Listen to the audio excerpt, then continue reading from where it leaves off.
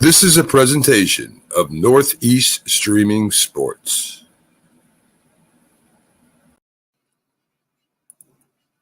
You're listening to TGI Sports Talk with your host Keith Angle on Northeast Streaming Sports. No.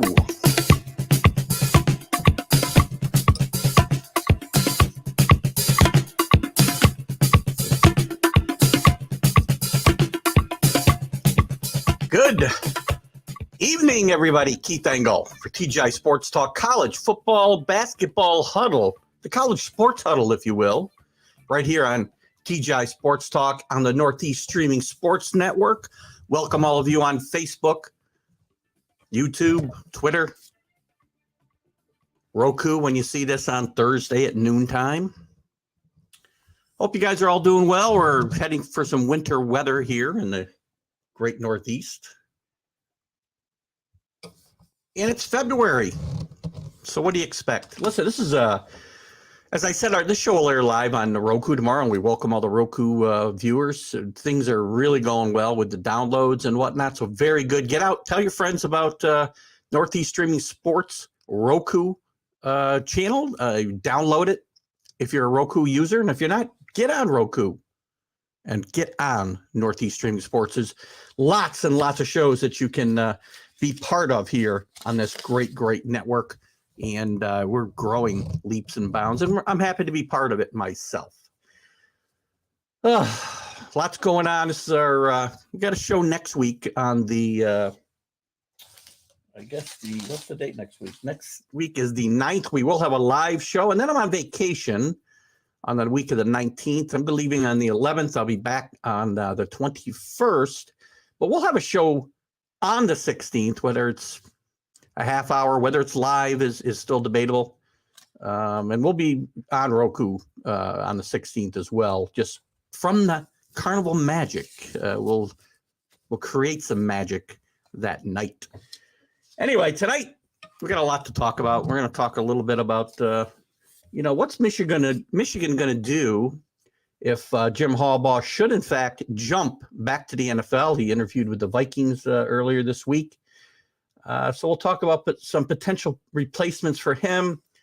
We'll look at some other. There's not much going on in the football portion of the NCAA, but we'll look at some of that. We're going to dive into the top 25. Auburn stays at number one. We'll also talk about the big payday for Bruce Pearl, who's done a tremendous job at Auburn. We'll talk about Kentucky on fire, moving up, I believe, to number 5 this week. Number 5, I believe. 7 spots they're up this week. On fire. And they're playing at home tonight in the SEC. We'll talk about some Wooden Award candidates as we get to that part of the season where we start to think about not just the NCAA tournaments, the postseason league tournaments, conference tournaments, and then the NCAA, but also the postseason award season. What else are we going to talk about today? A little bit of bracketology. We'll look at some teams on the borderline, maybe who's on the one line right now for some of these. For which teams now, I should say, that are looking at the 1 and 2 lines maybe, and also on the border of being in or out of the tournament. And we'll jump around the league a little bit, or the conferences a little bit as well. And we want to take your comments, as we always do, to keep the show moving along. So feel free to comment. Bring your own topic as well, as we like to, again, include everybody and all our wonderful, our legions now of followers. I don't know what a legion actually is, and we probably aren't close to it, but I like to call it my legions of followers on TJ Sports Talk. Let's start out tonight with Jim Harbaugh and Michigan. So as everybody knows, and it's been well documented here the last month or so, Jim Harbaugh from Michigan is flirting with the NFL. Finally got an interview this week with the Minnesota Vikings. So the question becomes, if Jim Harbaugh were to go back to the NFL this year, which I think is a distinct possibility, he's got an offer on the table to return to Michigan. But he's probably soon going to have an offer on the table from the Minnesota Vikings. His preferred choice reportedly was the Raiders, but that job was filled with one Josh McDaniel. If he leaves, where does that leave the Wolverines? Did they stay inside internally? And did they aim offensive coordinator Josh Gaddis as the head coach? I mean, he was a question mark as recently as 2020. The offense production was not what would be expected at Michigan or any NCAA Division I potential power. But they got it together this year, and he really developed a great running game there with the help of Mike Hart, who will also be a candidate, the running back coach at Michigan. So does Michigan consider staying internal with two unproven commodities, or one of two, in Josh Gaddis and Mike Hart? Mike Hart's an alumni, was a great running back at Michigan. Question is he ready? He's been the running backs coach for a couple of years, and he's done, again, worked wonders with that backfield that they had this year, the great combination of Hassan Haskins and Blake Corum. But is he ready to step up to the big time at Michigan? This isn't, coaching Wyoming. This is Michigan. This is the Big Ten. This is, as high level in having a spotlight on you as you can get. So is he ready? Is Michigan ready to turn it over internally to one of these two really, on the rise assistant coaches? Or do they go the more proven route? Do they throw a big contract in front of somebody like Matt Rule, who did wonders at Baylor, and I thought was going to be a great coach at Carolina? I thought his system would adapt or could be adapted to the NFL very, very easily. And as it turns out, it has not worked out that way. But let's not forget that Matt Rule had a tremendous effect turning around Baylor in the years previous to going to Carolina. Did a great job there over a 4-year span, basically, after doing a good job at Temple, which is kind of a wasteland at college football. So is Matt Rule ready to come back to one of the highest profile schools in college football? I think it's possible he makes that move. I like Matt Rule's demeanor. I like his approach. And I think Matt Rule would do very well at Michigan, as I think he will eventually do very well at Carolina if he and the Panthers stay the course.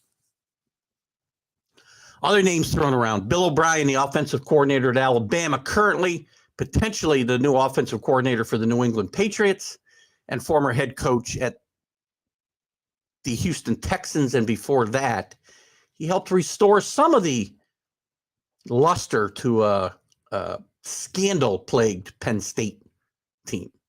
So that's a possibility as well. But Bill O'Brien, again, I don't know. He's somebody that the Michigan fans would get excited about.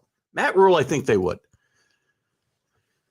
If you want to get into people that Michigan would probably get excited about, we can talk about Matt Campbell from Iowa State.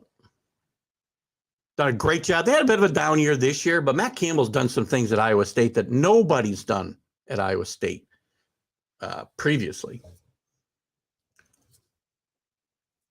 He's led them to, near the top of the Big 12 the last several years. This last year was a bit of a disappointment, and had a very experienced roster coming back, and they stumbled a bit. But the Big 12 was, again, pretty good and pretty deep.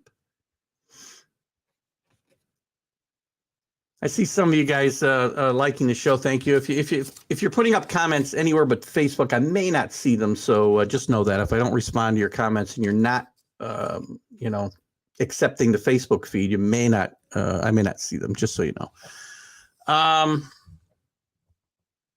So anyway, Matt Campbell would be somebody I think the Michigan Wolverine fans would get behind. There's some other intriguing names out there.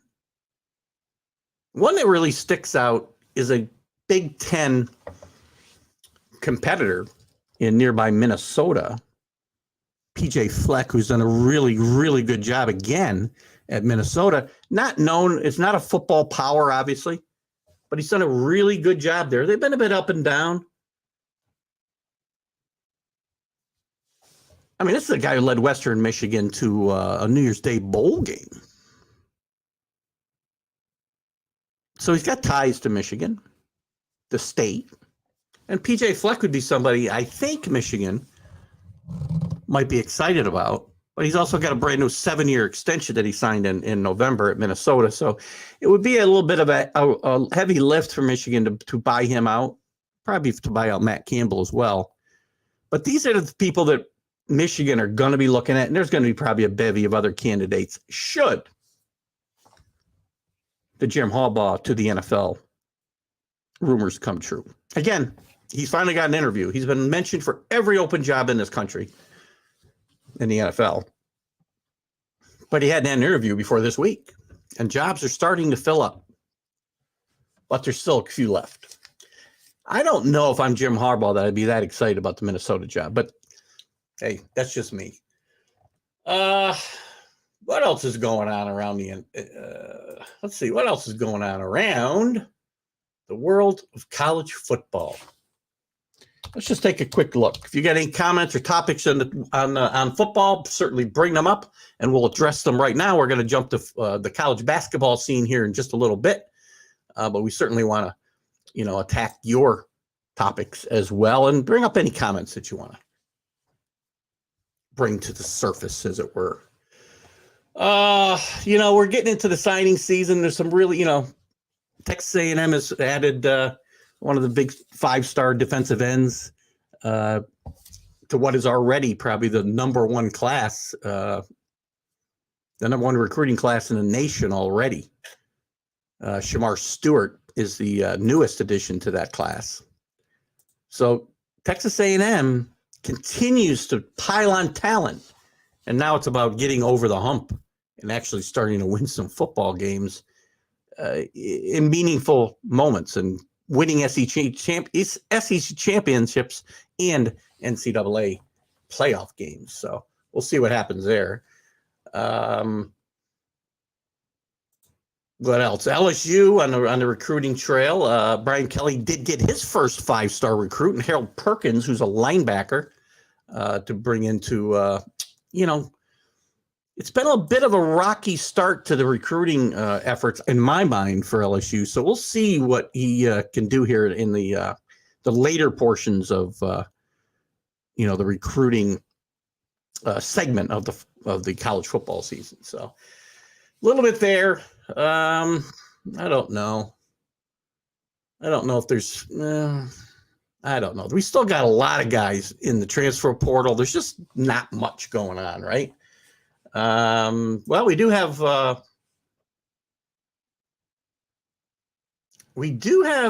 and this almost slipped my mind. Caleb Williams did choose USC, and his former coach Lincoln Riley at Oklahoma.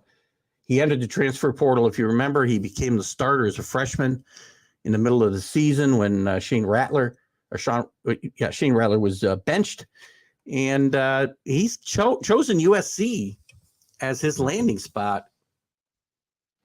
Interesting. I mean, there was a lot of rumors that this is what was going to happen, but there was also rumors that Riley did not want him necessarily, and that Chip Kelly might beat him out. Now Chip Kelly is 0 for 2 on Oklahoma quarterback transfers this year, as he whiffed on Shane Rattler, also who transferred to South Carolina. So that's some interesting news that almost slipped past me here the other day. So I'm glad that I kind of caught myself before we moved on from football. So anyway, again, anybody that joins us here late, welcome. We've just talked a little bit about some college football. We can certainly circle back if you'd like. We're going to jump now into the world of the NCAA basketball. A lot of great stuff going on. Top 25, movement up and down the poll. Auburn remains number one. What do we got here from Alan? Good evening, Alan. How are you tonight? Snowstorm in Oklahoma is a cruel irony right now. We got some snow and ice coming our way here, too, in the Northeast, Alan. So welcome tonight. Good to see you guys. You know, the top 25, again, it's been very volatile this year. 6 number ones, 6 different number ones. Gosh, I think we're into the 20s and teams that have been in the top 10. But Auburn remains a very close number one over Gonzaga, who's in the 2 spot, only 31 points behind in the AP poll, and really virtually tied in the coaches poll. And actually Gonzaga, they've got ranked number one. I'm not sure how they do that because they've got the same number of votes for number one, and they got the same number of votes overall. So I'm not sure how they come to that conclusion, but in my mind, Auburn is still the number one team in the country until they lose. And we'll talk a little bit about Bruce Pearl, who was being mentioned very prominently in the Louisville coaching search to come as being a high-profile target for Louisville. I don't know if he'd be a great, Bruce Pearl's done a great job at Auburn, but I'm not sure if Louisville would be the best fit for him given the history, the past history that Bruce Pearl has, both at Tennessee and at Auburn. A bit of a checkered past as far as walking the letter of the line here, walking a straight line, as it were. But with Chris Mack out, Louisville is going to be looking for a new coach, even though they did give their interim head coach not an extension, but they changed his contract, gave him a raise while he is the head coach. So we'll see what impact that has. And, look at if Louisville gets hot, who knows what can happen. That's it. It's a blessing and a curse at the same time. Sometimes when you fire a coach in midseason, put an interim in there, because if he does well, you're going to have to keep him. Sometimes that's a blessing. Think back to Fisher. I can't remember his first name now. He's out of coaching. He became the coach at Michigan after Bill Frieder had decided to go to Arizona State, and they told him you could go now. This is back in, the 90s, right? Late 80s. And Fisher, what is his name? Damn. Anyway, he was elevated to the head coach. They went all the way to the final and won the national championship. And Fisher had a great career there afterwards. Had the Fab Five there, the Fab Five freshmen that included Jalen Rose and Juwan Howard, the current coach at Michigan, Chris Webber, as well as some others. And they had a great run there. He had a great run there. Went to another final against North Carolina. So sometimes you hire an interim because of the success they had, and it works out like it did with Fisher. I keep wanting to say Jeff Fisher. I know his name's not Jeff Fisher. And then he had did a really good job of elevating the San Diego State program, which is still a good program to this day after his departure. So sometimes it works out, sometimes it doesn't. So Louisville had better be careful, as any team needs to be careful when they bring in an interim after firing a head coach during the middle of the year. Anyway, I'm off track.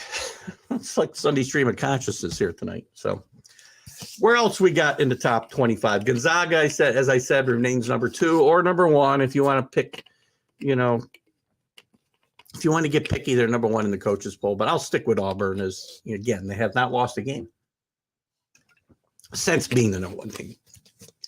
UCLA has moved up 4 spots in the, I'm using the AP poll, just an FYI.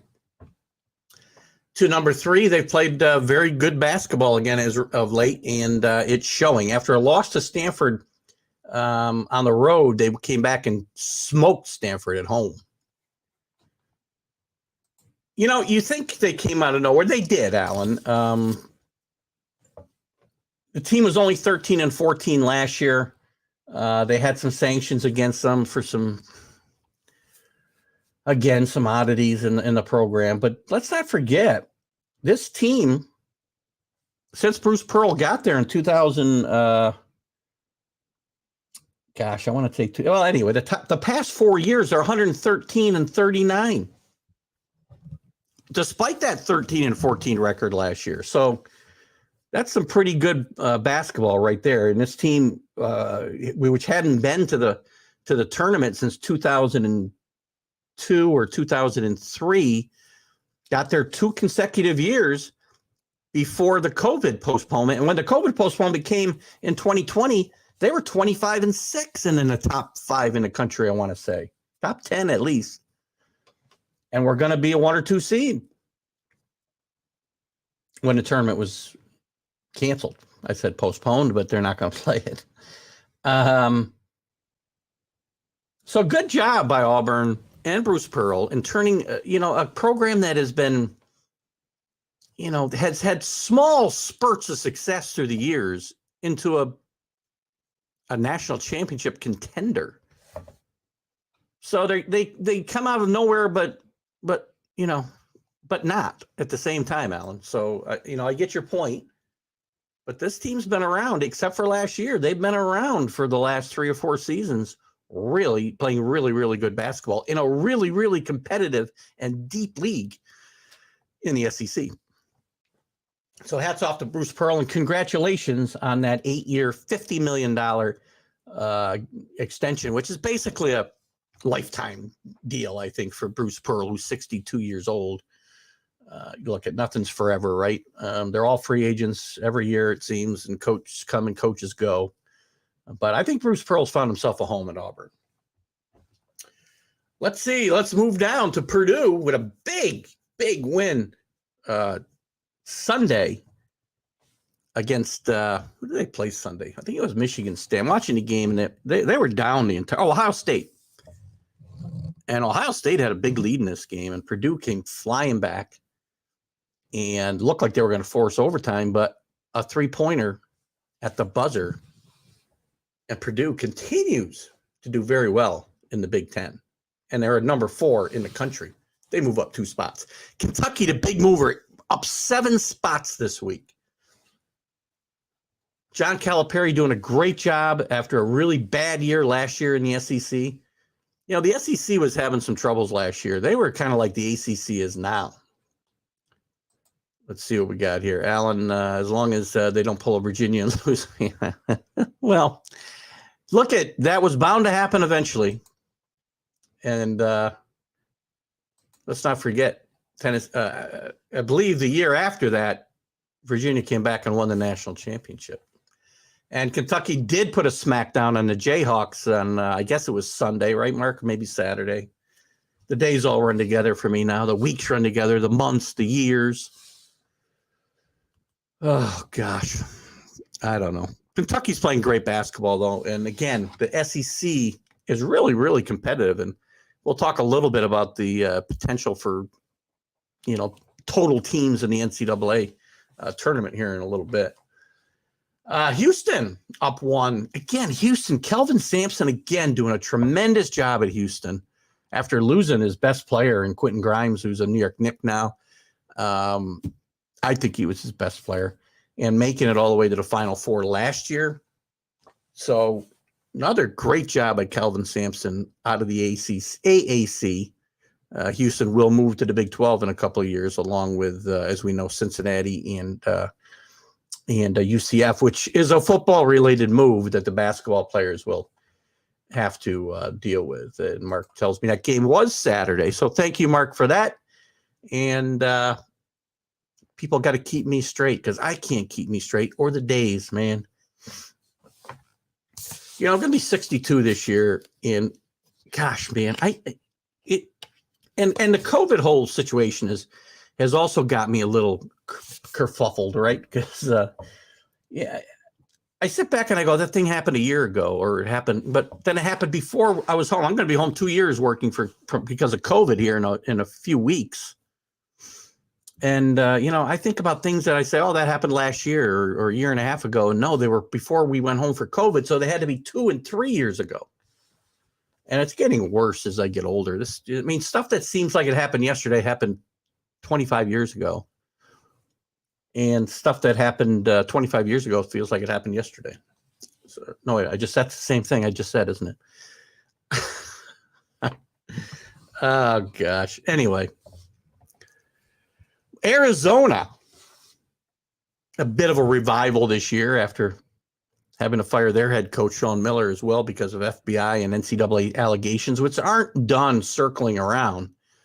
But that team continues to win despite some of those issues. They did drop 4 spots, but they're still number 7 in the country. Baylor's had a tough time of it, losing three games in the last few weeks after they're going undefeated for their first 17 or so. So they've had a tough time of it, but they're still number 8. They're still a good basketball team. There's still lots of season to get themselves right before the Big 12 tournament and then turn the NCAA tournament. They're still in line for a 2 seed if they don't completely let the wheels fall off here. Duke, after being up in the first top 2 for most of the season, has fallen back now to number 9. They're still where they were last year, but they are still number 9. Kansas drops 5 places after getting smacked, as Mark said, by Kentucky. Baylor's good call by Allen, who obviously is on top of the SEC comings and goings out there in Oklahoma.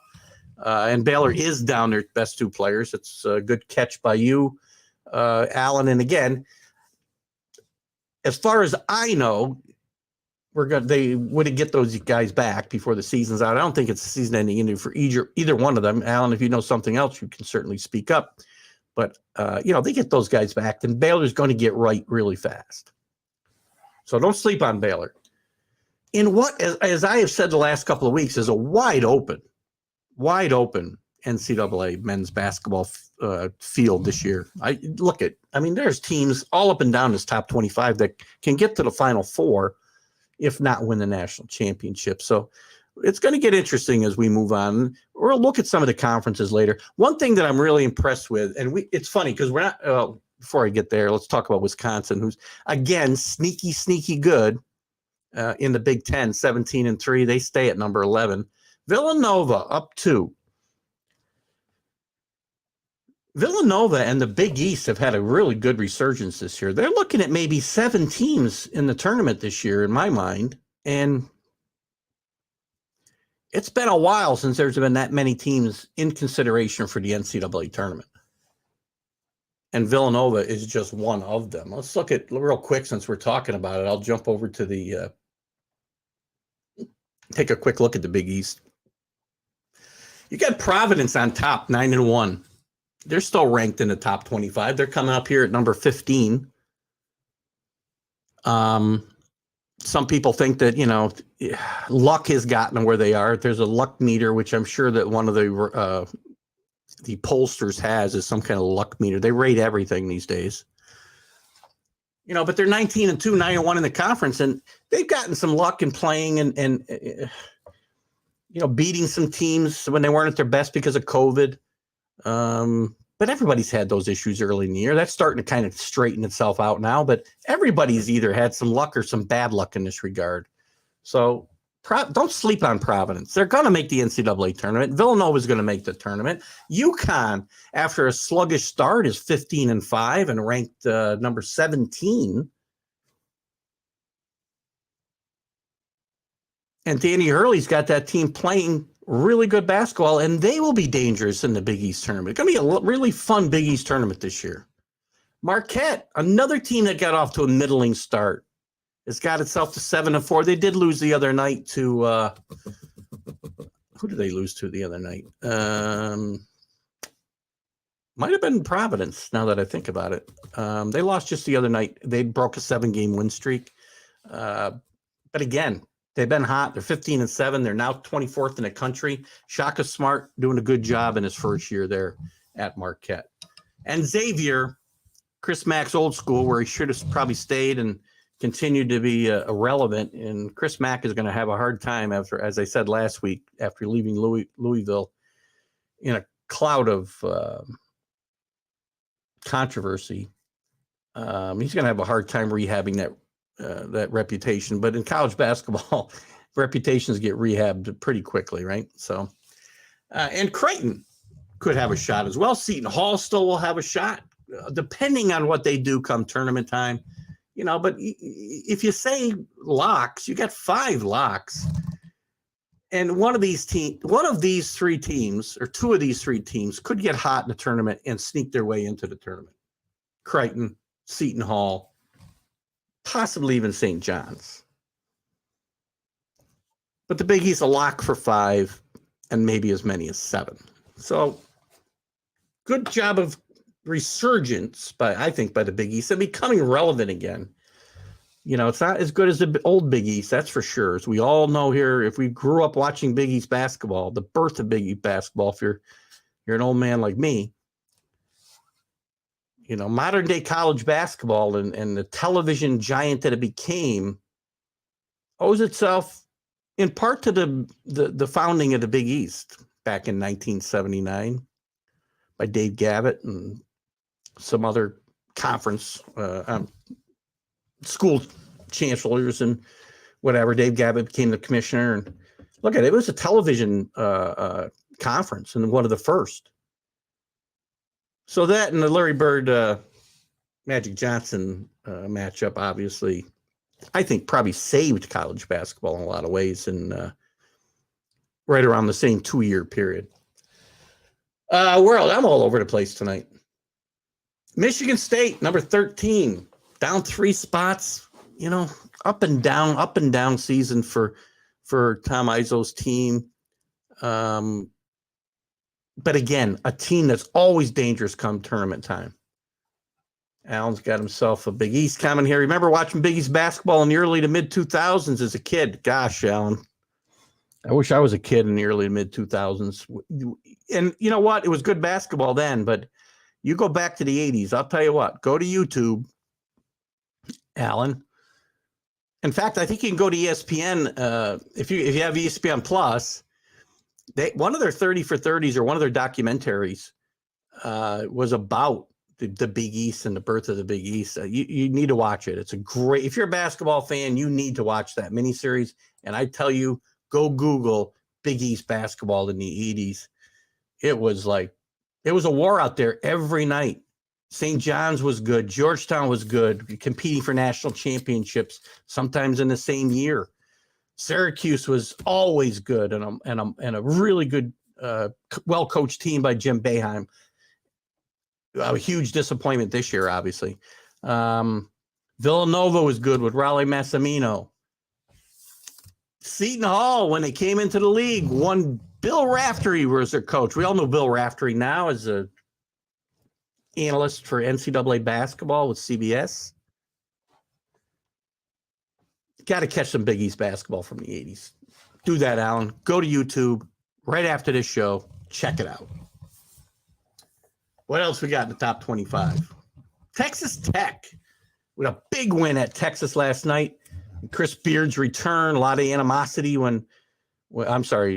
Texas Tech's first matchup, I guess, with Coach Beard in Texas, or at Texas Tech. Good grief, I'm all over the place today. Again, Texas visited Texas Tech last night. Let's get the story straight, Keith. Chris Beard left Texas Tech to become the Texas. That's hard. It's like, say that 10 times fast. Chris Beard left Texas Tech to become Texas' coach. And last night, Texas Tech put a pretty good whomping on Chris Beard's Texas team. So Texas Tech has been playing some decent basketball. Got a win over Baylor here in the last few weeks. Not too many years removed from a Final Four appearance and a final championship game appearance against the previously mentioned Virginia Cavaliers. Alan says Raiders can be a sneaky good team come tournament time. Agreed, Alan. You know what? It feels a lot like, again, this is one of those times I have trouble with years. It feels a lot like 3 or 4 years ago when they got really hot And they were, again, tough out in the tournament as they reached the Final Four, and in fact, the final, only to lose to Virginia. Providence, the aforementioned Providence Friars, 16-2, not getting a lot of love. Like I said, they seem to be a lot of sentiment out there that they are the product of a lot of luck. And I don't believe it. I don't think you should sleep on this team. It's a veteran team. It's a well-coached team. It's a really veteran and old team by college basketball standards. I mean, they've got seniors playing on this, not just one or two. They've got a bunch of really good seniors on this team. So watch out for this team. That's what you get. That's the kind of team that gets on a roll in March. Well-coached, veteran-led teams. You get good guard play. You get hot. You could do a lot of damage in the month of March. Ohio State, as I mentioned, who lost that nail-biter to Michigan, the Purdue on Sunday or Saturday, whichever day that was. I think it was Sunday. I think I caught, yes, that game was on before the championship games on the NFL championship games on Sunday. So tough loss. They remain number 16. Big Ten is tough, boy. You know, we were talking about tough conferences when we talk about the Big East, but, you know, there's no tougher conference than the Big Ten. You know, we talked about the Big East getting in, 5 to 7 teams. How many teams are going to make it in the Big East? You got 5 locks. Illinois, who's ranked only number 18. They're actually the lowest ranked team among the contenders, or the lowest ranked of the teams fighting for the top of the Big Ten right now. But they're 15-5. They're now 18th in the country, 8-2 in the conference. Michigan State tied with them. Wisconsin tied with them. Purdue, who's number 4 in the country, is 7-3 in the conference, in 4th place. It's all about seeding for the conference tournament, though, right? I am a Miami fan. My stepson did his undergrad college work at Miami, and my wife turned me into a Miami fan. And I root for the Hurricane in football, which had been a huge disappointment recently, and in basketball, where the great Jim Larragar is the coach, who you may remember took George Mason to a Final Four here maybe a decade ago. Nobody else has ever taken George Mason to a Final Four. And Miami's beaten Duke this year, so don't sleep on Miami. We'll talk about the ACC in a little bit. They're down this year. There's a couple teams not to sleep on there. Back to the Big Ten. Ohio State is 5th in the conference, 6-3, 13-5. Indiana Hoosiers, 7-4, not ranked. 7-4 in the conference, 16-5 overall. You know, the controversial hiring of Mike Woodson there has turned out pretty good so far for Indiana. They hired an alum who had a long career as a player and a coach and a head coach in the NBA. And he's come back to his alma mater and done very well. That's 6 teams in my mind that are a lock. And then you've got Michigan, who's starting to play a little bit better basketball after being really, really putrid early in the year. Juwan Howard has them playing much better. And then you got some, outliers. Maybe Iowa sneaks in. Maybe Rutgers can get it together. They had a tough loss last night to Northwestern, though. Fought all the way back from a 20-plus point deficit, only to lose the game by 1. Another tougher loss for Rutgers. Rutgers should be much better. So anyway, that's kind of a look at the Big Ten. You got the potential of 7 or 8 teams there. John DeLon, Miami's a good school, top-notch medical school. Yes, actually, my stepson is went for chemistry, and he's working. He's at Chapel Hill now, North Carolina, working towards his doctorate in chemistry. So, from one ACC school to another, but he's still a Hurricane fan. He can't bring himself to become a Tar Heel fan. Back to the top 25. And John, if you want, once I get through here, we can skip back. I talked a little college football earlier. If you want to, I know you're a college football fan. I talked a little bit about LSU's 5-star recruit signing. If you want to circle back there, we can certainly do it once I get through the top 25. And before I move on to my next basketball topic, I'll be glad to circle back for a little football. Where were we? We talked about UConn. Illinois, we just talked about, really playing well. Moved up 6 spots. They had the second biggest jump this week to Kentucky. They jump all the way to number 18. USC falls down with a couple of losses to number 19 in the country. Still a good team. Pac-12, look at, again, talking about conferences.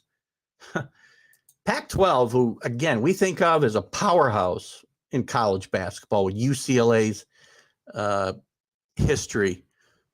Arizona got some great teams under Lute Olson. Washington with some good teams under what's his name? Hartman, I believe. Great tradition, right? They may only get 2 schools in the NCAA tournament. UCLA and Arizona.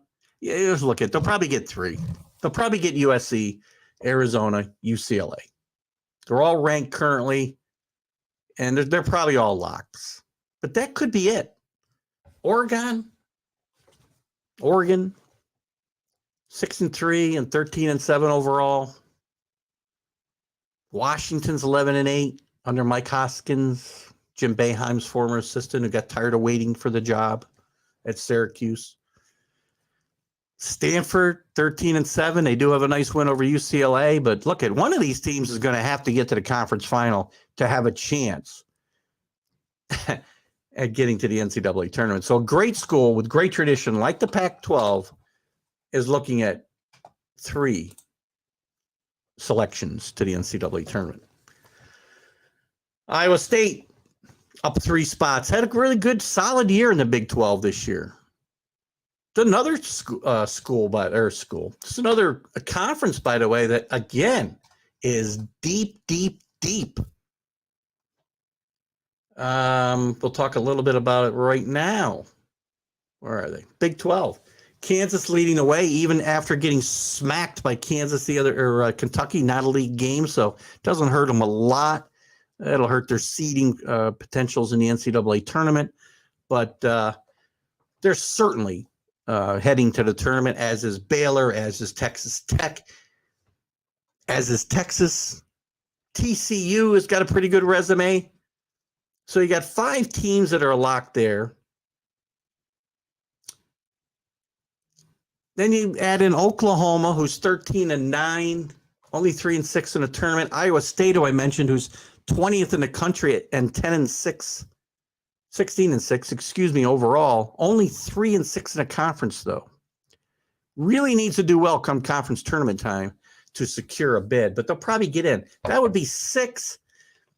And then if you kind of factor in maybe Oklahoma, if they make a run in the tournament, they could get as many as 7 teams in. We're going to talk some more about that. I'm kind of mixing in my top 25 with some bracketology here, but we'll talk more bracketology here in a little bit. Couple teams to finish out the top 25. Xavier, as I mentioned earlier in the Big East, another solid season there. 15-5. They stay at number 21. Tennessee is down 4. Again, but we'll talk about the SEC right now. Tennessee, number 22, 14-6 overall. I'm going to keep jumping up and down my chart here. Let's see, how strong is the Southeast Conference this year? Are they as strong as I just thought they were or said they were? That's not the right league. Here we go. Auburn, obviously, number 1 in the country, maybe the number 1 all overall seed in the tournament. Kentucky, close to that number 1 line now at number 5 in the country. They're going to be very close, or at least a 2 seed right now. A lot of things can change in the next several weeks. Tennessee, in. I'd say LSU is in. Arkansas, I think, goes back. That's 5. Mississippi State, 6. Then Alabama, who's been up and down. Not quite as good as they've been the last couple of years. They could get in. This, again, is a 7 or 8 team league.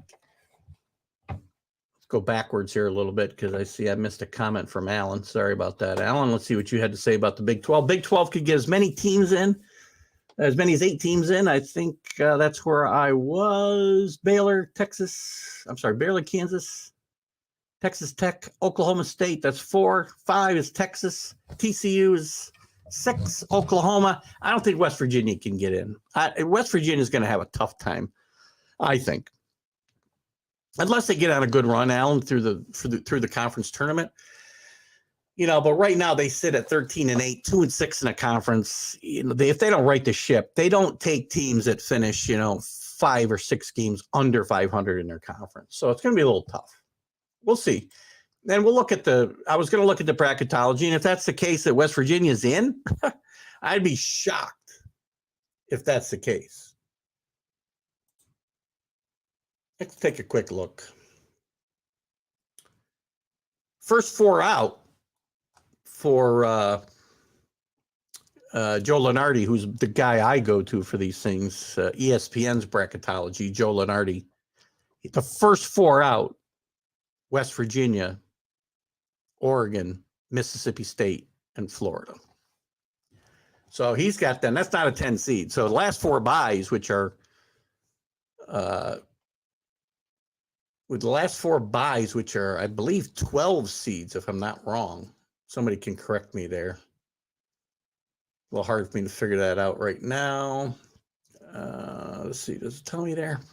It does not. But the last 4 byes, which again, I believe are going to be 12 seeds, and they're going to play in the first 4, is Loyola Chicago, Seton Hall, North Carolina, who's now snuck in there, and San Francisco. Another school rich in tradition from many, many years ago. Yeah, they're probably a bubble team. I get that. Yeah, LSU has had a tough run here recently. But, their body of work so far, unless, again, as I said about a couple other schools earlier, and we'll get to some more of this. We'll stay on this bracketology since you guys have taken me down this road.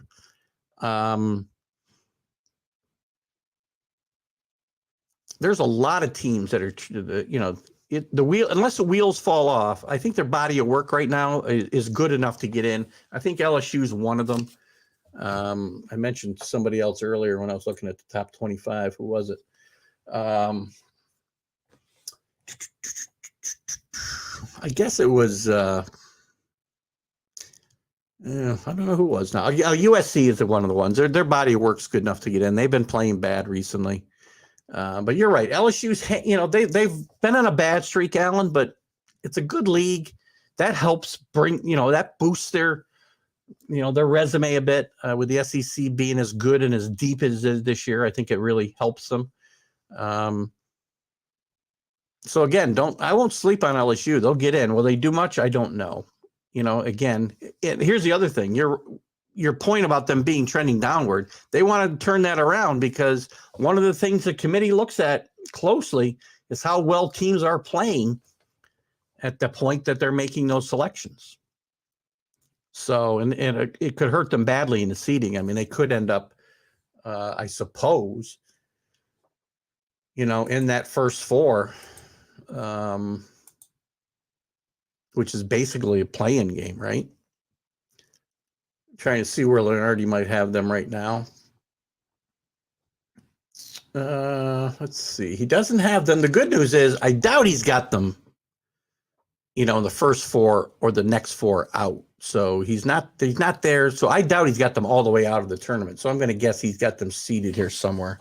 I don't think I can search this. Wonder if I can. Hang on. Let's just see something here. I can. Look at that. LSU, number 6. They're a 6 seed in Joe Lunardi's brackets, updated today. He does have them trending down, though. Just an FYI for anybody who's interested there. What else we got going on here as far as the bracketology? So his first 4 in, as I said, or last 4 in, are Loyola, Seton Hall, North Carolina, and San Francisco.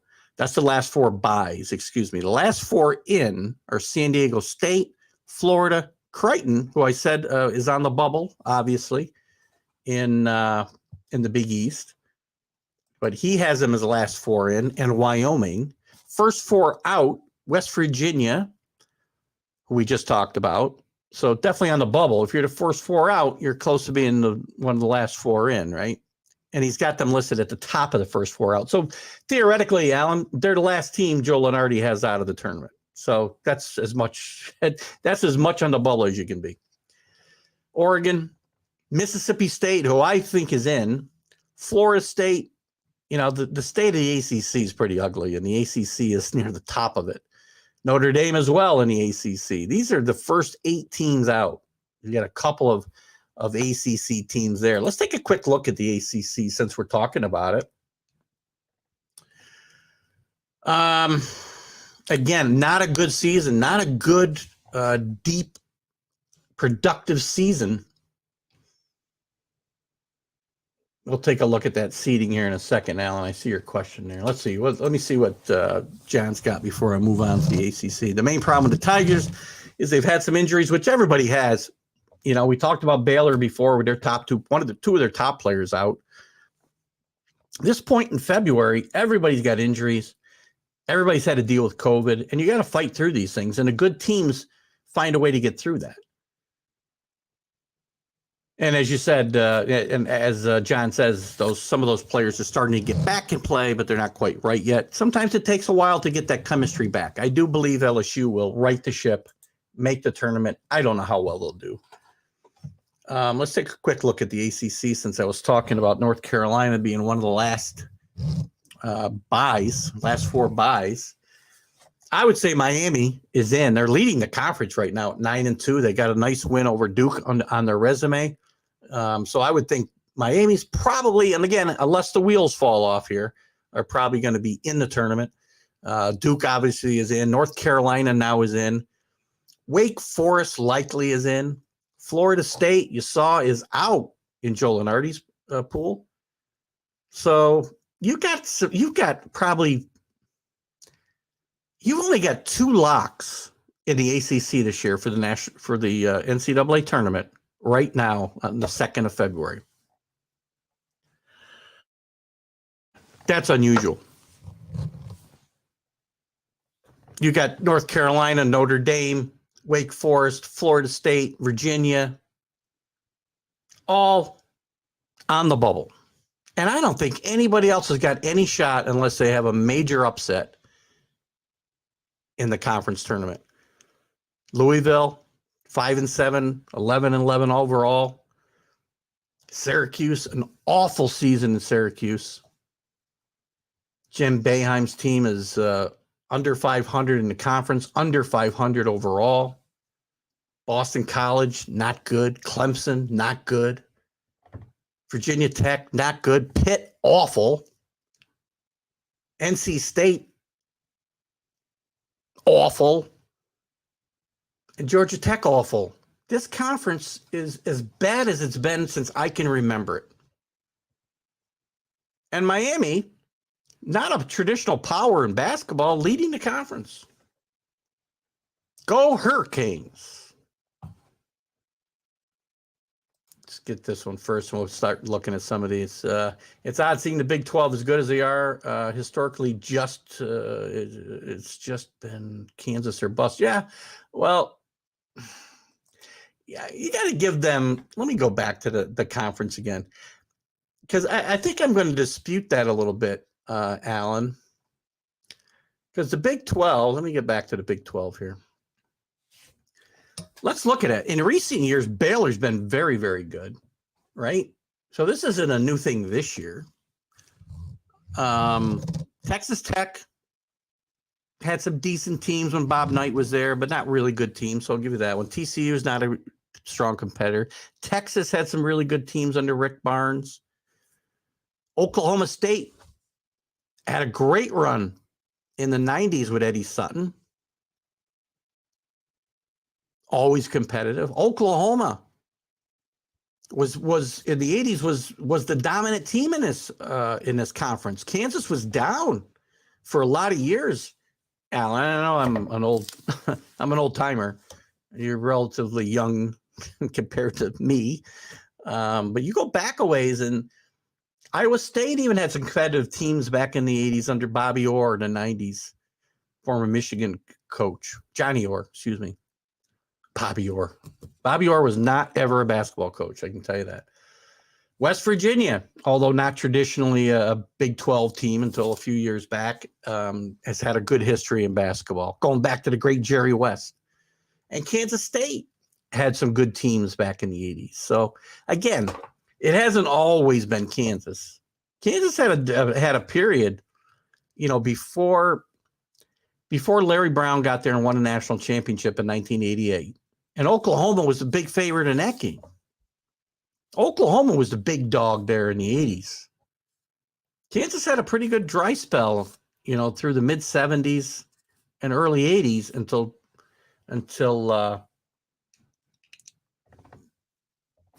Larry Brown got there, won a national championship with Danny Manning, and then Coach Roy Williams comes in and turns that program, puts it right back on the elite status amongst college basketball teams, and it stayed there under Bill Self, obviously. So it's a pretty strong conference, and I wouldn't just say it's normally Kansas or bust, because I think it's a pretty deep conference.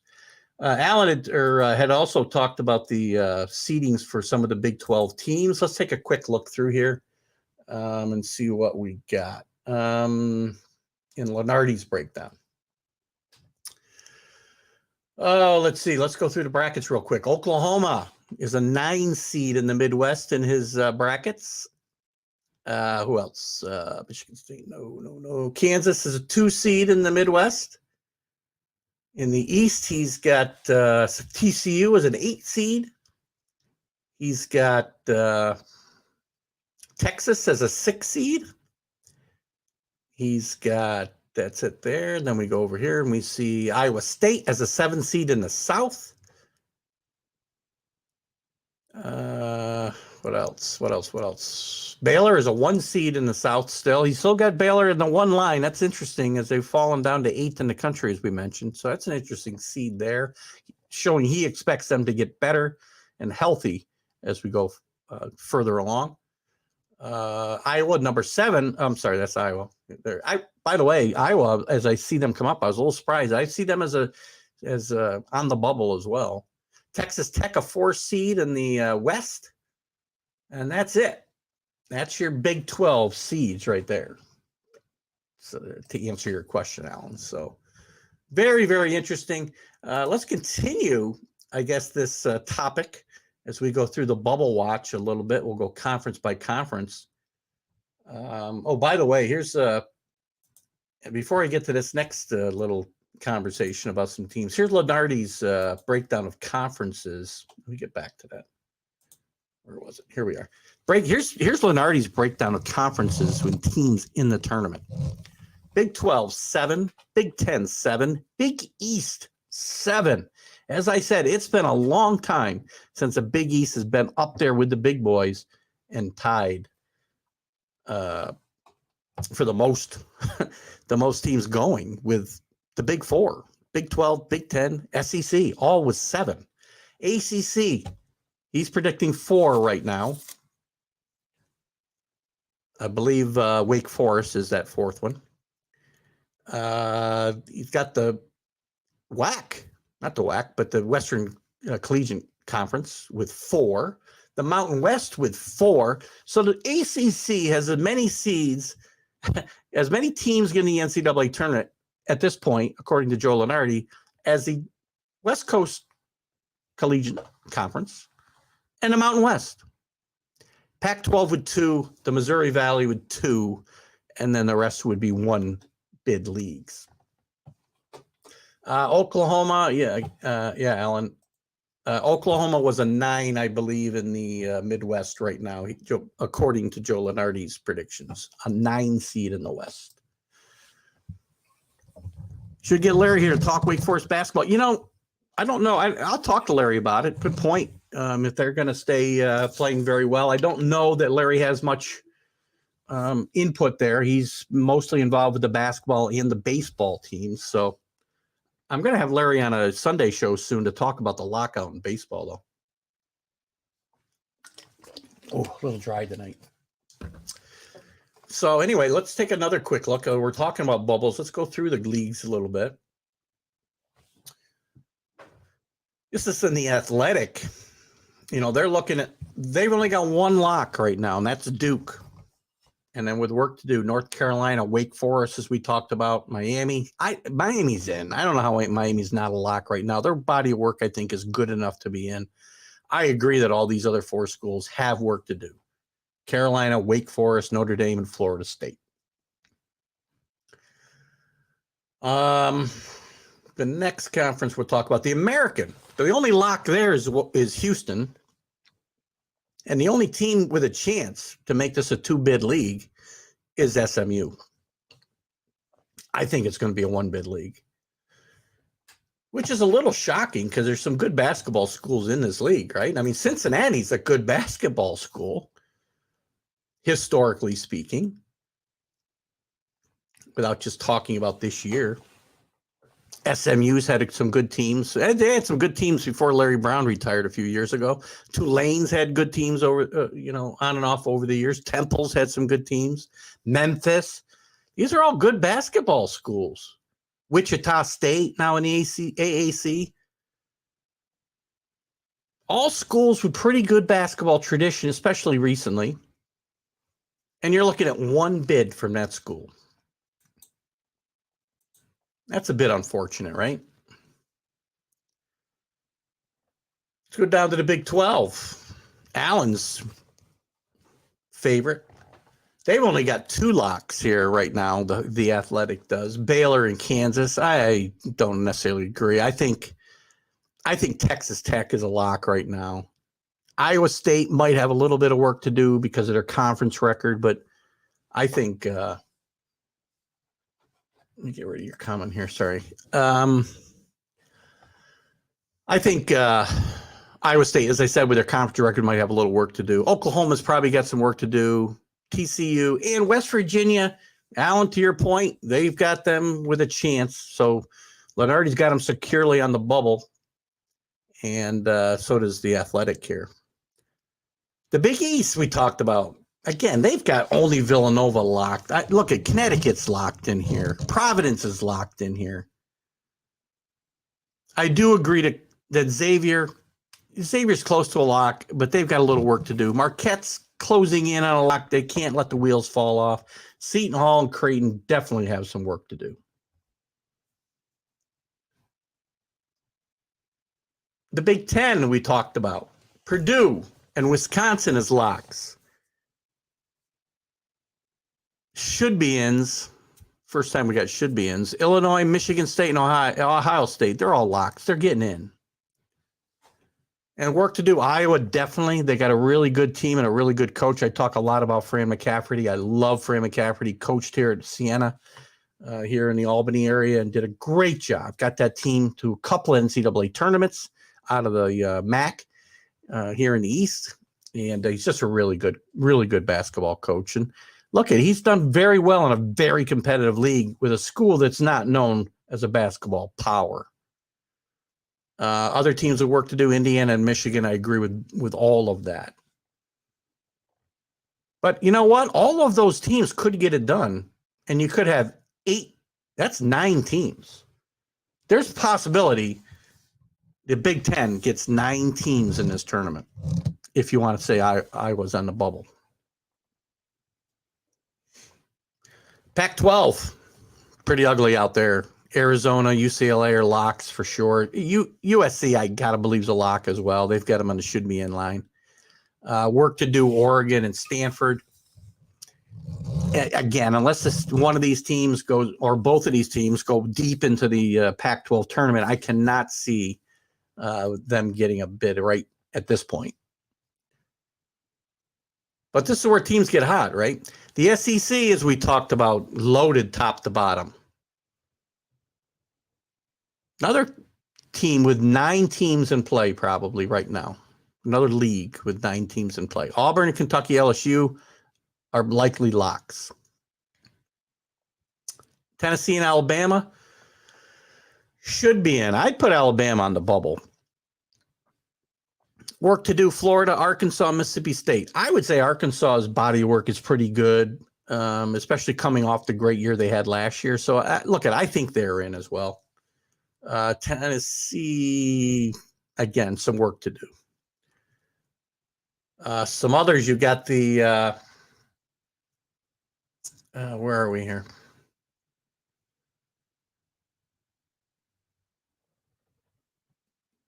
This is the best of the rest, right? So the locks around the rest of the country, Gonzaga.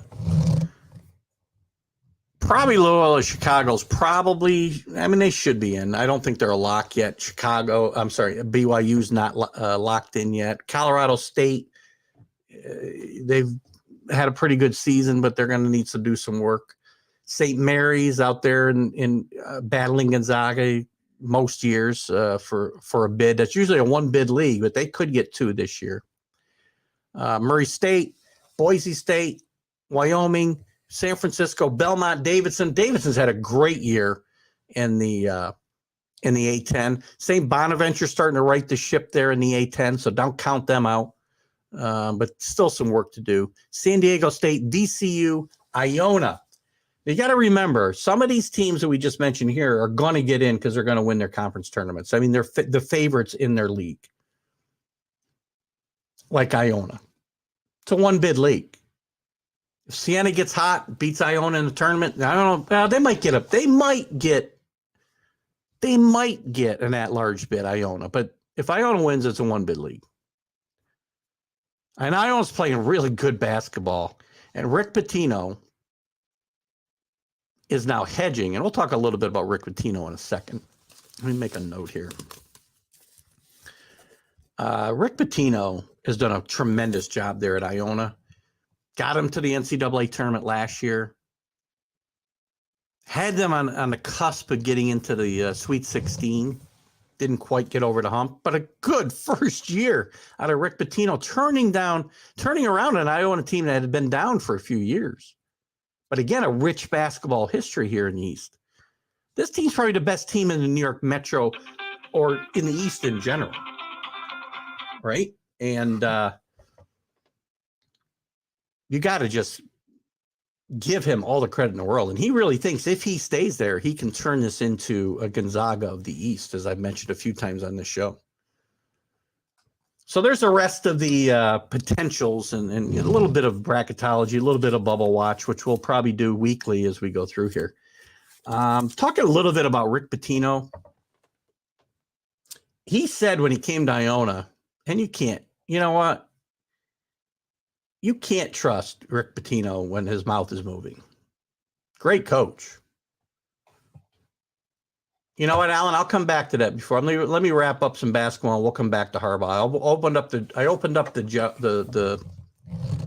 the show with her talking about Harbaugh and some potential replacements at Michigan, but I'll be glad to go back and revisit that conversation. I know you're a bad football guy, so give me a couple of minutes here, and I'll come back. I promise. So Rick Pitino, when he came to Iona, he said, "This is it for me. This is my last stop." Now he's hedged his bets a little bit. He says, when I came here, I wanted this to be my last stop. Then he dropped this little nugget that, that 4 or 5 power conference schools had reached out to him in the offseason. This is classic Rick Pitino. He's a great coach, but he's his own worst enemy. And he's already kind of, pitching himself. And, he's liable to make that jump again to a bigger, stronger conference. And it would be a shame because he's done a really good job here. He's gotten back to his roots in New York City or outside of New York City, New Rochelle. He's got the best team probably, as I said, in the city, which is, again, laden with basketball tradition. St. John's. Well, I guess it's not that rich in basketball history, but in New York City, there was some great basketball being played back in the day. But Seton Hall's had a good tradition. Rutgers has had a good tradition. Syracuse, a great tradition. Iona is probably the best team in the New York area right now. And if he leaves there, and what he's got going there is a really good thing. And if he leaves there, he's nuts. He's not a young guy anymore. Why not stay there, stay the underdog, and see if you can do the impossible with a team like Iona, like you did at Providence. Great coach. This guy's taken 5 different teams to the NCAA tournament. BU, Providence, Louisville, Kentucky, and Iona. He's taken 3 of those teams to the Final Four. Providence, Louisville, and Kentucky, and won 2 national championships. One was taken away, obviously. Abdicated. He should stay, not go. So that's kind of a look around college basketball. Now I'm going to come back because John, I know I do want to talk about this, John. I'll go back because I think I was by myself when I was covering the Harbaugh story. We know that Harbaugh's finally got an interview. He does have an offer to stay at Michigan. We know that. He's been mentioned for every NFL job that's been open, but he's had one interview, and that was this week with Minnesota. And I don't think that's a great fit for Harbaugh. I really don't. But I do think he wants back in the NFL bad enough that he might take it. I mean, I don't know if you can expect 9 jobs open again next year. So is a better job than Minnesota going to open up? Or is one of the other jobs a good enough job? New Orleans is not a good spot right now. Not a good spot. Cap problems, probably got to trade Kamara. And I don't want to drive too deep in the NFL here at the end of the show, but Harbaugh's got the choice to go back right now. He's got an offer on the table from Michigan, but Michigan's letting him talk to the NFL and see what he decides to do. So the question I brought up earlier, Alan, and maybe you want to weigh in on this, was who would replace him if he does make that move? Where does Michigan go? I'd love to hear your comments. They've got choices internally in as I mentioned, Josh Gaddis, the offensive coordinator, who, again, was a little up and down until this year. But he did a great job with the running game, as I mentioned, and McNamara at quarterback. They did a great job with that offense. So, it was limited in talent, but he did a great job. And so did Mike Hart, another internal candidate. Maybe not ready. I mean, if you're going to choose between those 2 guys, Gaddis is probably more ready to be a coach than Hart. But I have no doubt that Hart, a former great running back in his own right at Michigan, might not be the Michigan coach at some point. I don't know if he's ready, though. So if you decide neither one of those guys is ready, if you're Michigan, you go outside of the program and look at the Matt Rules. Matt Rule is a really good college coach. I thought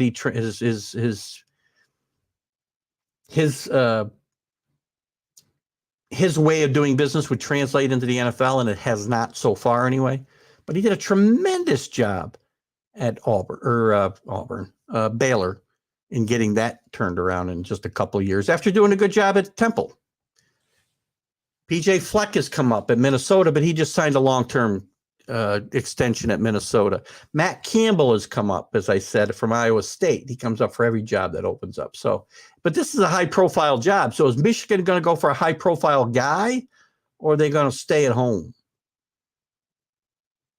Or is Jim Harbaugh going to just stay and hopefully maybe build on the success and again, it's not like he has been horrible in the Big Ten at Michigan. He's had decent teams, but again, he's only beat Ohio State once, which is all that really matters to the Michigan people. And he's been to one playoff. So John DeLon says, in the last 30 minutes, ESPN and several others are reporting that Harbaugh has informed Michigan that he will return. Interesting. Well, That's why I have you guys here to break that news for me that's happening while I'm on the air. So very interesting to see. Let me see if I can just refresh one of these. Let me refresh one of these. And Alan, if you got any other college football topics you want to tackle, we can certainly do that. Anybody else, Alan, or others, if you've got something you want to tackle before we close out the show, we can certainly do that. We got a good 15 minutes we can keep going, or we can certainly wrap up a bit early. Let me go to see if I can find any stories here. I'm on ESPN. Let's see. Sources. You're right on target there, John. He will return. Guess things didn't go well in Minnesota, huh? Michigan was, in the words of one source, elated to get Harbaugh's decision. And Kevin O'Connell, the offensive coordinator of the Rams, has emerged as the favorite for the Minnesota job. Interesting. Well, I'll tell you what, it's funny. At the top of the show, I would have bet not my life, obviously, because I would have lost, and I wouldn't be talking to you right now, that Jim Harbaugh was going to make that move. News breaks while we're on the air, and you're totally wrong. So I'm not sure what happened. I mean, Harbaugh was supposed to be linked to the Raiders, never got an interview. He was linked to almost all these jobs, and he got one interview. Maybe his act wore thin in the NFL. Not really sure what the answer is there, but I'm sure Michigan fans should be elated. Jim Harbaugh, for all of his, shortcomings, is a really good football coach. And he's done a good job at Michigan. He finally beat Ohio State. He finally won the Big Ten. And he finally made it to a playoff. So there's something to build on there. And maybe that's where he belongs. John says that last week he said Harbaugh might be using, he did say that, John. Now, remember, it's interesting, though, and I don't disagree that he probably did it, use them as leverage to get a new contract. What's interesting, though, is he didn't get an interview until after the offer was already on the table. Because the extension for Michigan, at least the way I read the reports last week, was on the table last week. Before the offer or the interview with Minnesota even happened. And Michigan, hey, they made an offer to him, and then they said, go have your interview and then tell us, I guess. So they were happy to let him shop. I don't know what the details of the extension are. Do we know? Is it in this article anywhere? Let's see. Coming off 4-12 season. He had his pay cut last year. We know $4 million. I don't see anything about the new deal that they're going to sign him to. So the way I understand it, there was a new deal on the table. So maybe I'm wrong, but if there's no new deal, then John's wrong too, because the leverage didn't get him a new deal. But I think there is one. I mean, all the reports I read last week was that there was a deal on the table waiting for Harbaugh to sign it. I didn't think Minnesota was a good fit, as I said. It was going to depend on how bad he wanted to get into back into the NFL. And the rest of the jobs are not a good fit for Harbaugh either. As I mentioned, New Orleans is a mess. Miami really isn't interested, and now they got a big problem, and Stephen Ross might be forced out as the owner. We'll talk about that on the shows this weekend. Let's see. So Michigan's success this year was more a product of Ohio State being young and experienced, and not the product of Michigan taking a leap forward like so many fans think. I don't know, John, if I agree or not. I mean, again, I'm not a huge Jim Harbaugh fan, but I don't want to dismiss the success they had this year. I mean, yes, Ohio State was young, but Ohio State was a talented football team.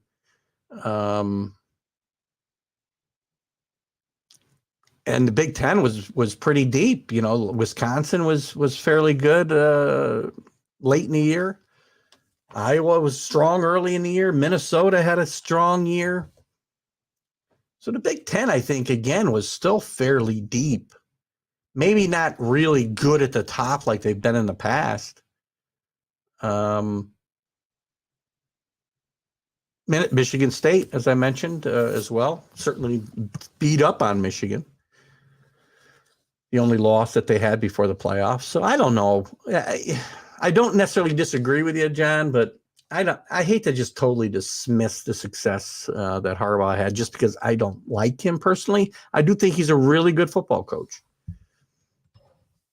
And Michigan could do a lot worse, and Michigan has done a lot worse prior to Harbaugh coming in. If you remember the Rich Rodriguez and the Brady. God, what's Brady's? Can't remember the guy who was there before Harbaugh. What was his name now? I've forgotten all about him, and he's doing a great job out in San Diego State. What's his name?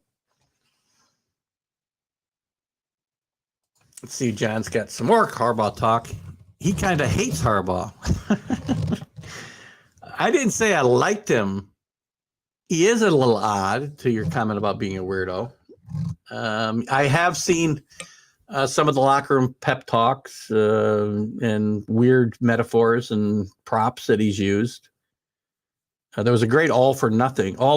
If you have Amazon Prime, they have a series called All or Nothing. It's mostly it's been historically NFL teams, but they've done some soccer teams, Manchester United, and they did Michigan here probably 4 or 5 years ago. And it was interesting to see him. And again, I'm not saying he's not a weirdo. I'm not saying I love the guy, but you can't dismiss the fact that he's a really good football coach. Look what he's done every place he went. San Diego he won at in college. Went to Stanford and turned that program around with a great quarterback, but still.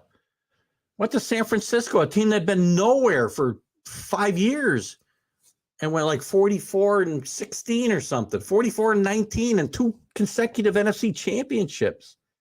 Great job, Brady Hoke. Yes, thank you. Doing a great job at San Diego State, right? I mean, look at, he's a good football coach. Just wasn't able to get it done at Michigan. So when you rank Harbaugh against, I guess, Bo Schembechler and the like, he's not going to compare. But you rank him against maybe Gary Moeller or Brady Hoke or Rich Rodriguez, and Harbaugh looks pretty good, doesn't he?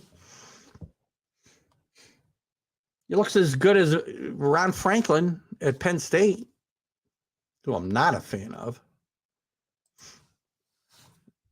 Took Franklin to the Super Bowl, and everyone in the front office and half the locker room couldn't wait to get rid of him because he's that kind of guy.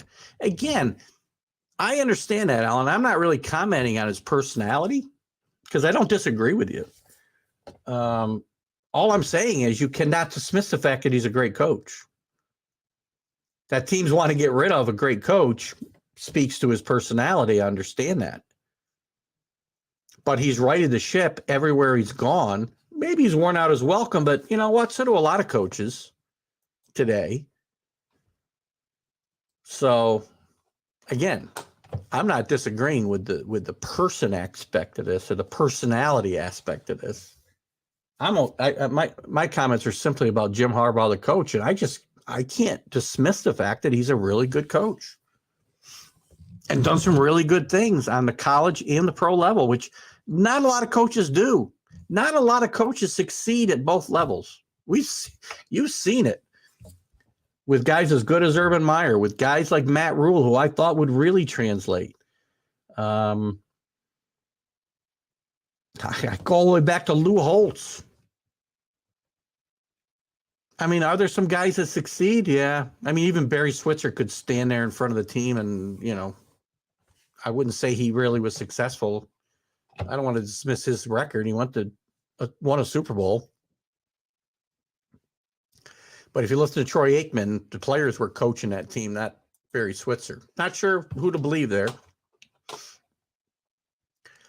But again, not a lot of guys have success on both those levels. Jim Hall's the reason I absolutely refuse to wear a pleated. That's actually pretty funny, Alan, or John. Sorry, you just gave Alan credit for your comment. That's actually very funny. I do wear khakis. I do not wear them pleated, though. I can say. So, oh my gosh, that's pretty good, John. Thank you for making me laugh tonight. That's awesome. All right, guys. What else? Anything else you got tonight? Awesome. Looks like we got some breaking news right here on the show by John DeLon. Jim Harbaugh looks to be returning to Michigan. We talked a lot about the college football landscape. We didn't get into the wooden contenders. We'll do that next week. We looked around the leagues and we picked apart the conferences like we'll continue to do from now until the time the season ends. And once college basketball ends, but we still got the exciting month of March in front of us for college basketball, not to mention February. And once we get through March Madness, we're going to be in the spring practice for the football teams pretty soon after that. So we'll be staying here on the College Sports Huddle right through all of it, keeping you guys informed. Glad you guys could join us. Thanks for contributing tonight, John and Alan and Mark. Thanks for everybody watching out there on Facebook and Twitter and YouTube, and all those that'll see this on Thursday afternoon on Roku. We'll be back next week. We'll be traveling on vacation a week after that, but we will be, I don't know if we'll be live or we'll be on tape, but we'll be on the 16th from the Magic, middle of the Caribbean. You two have a good night, John. Thanks for joining us. All of you, the groups that let me share this, thank you so much for helping the show grow. Get out there, like, follow, and share TGI Sports Talk right here on the Northeast Streaming Sports Network. Keith Engel. See you later. Bye-bye.